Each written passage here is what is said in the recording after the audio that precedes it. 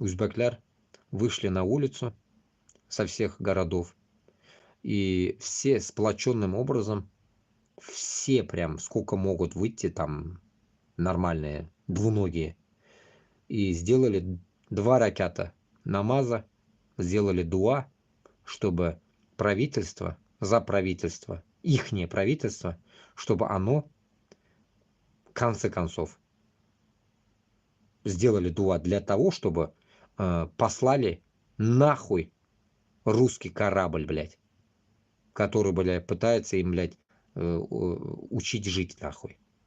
Вот примерно такой. И тут, блядь, на него мне ответ, нахуй. Какой-то Серж Романов пишет, блядь. Хуй в рот вам Россия положит.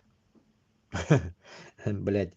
Да-да, пошли мы нахуй, русня. Первые плакать будете, узбеки, и загнетесь.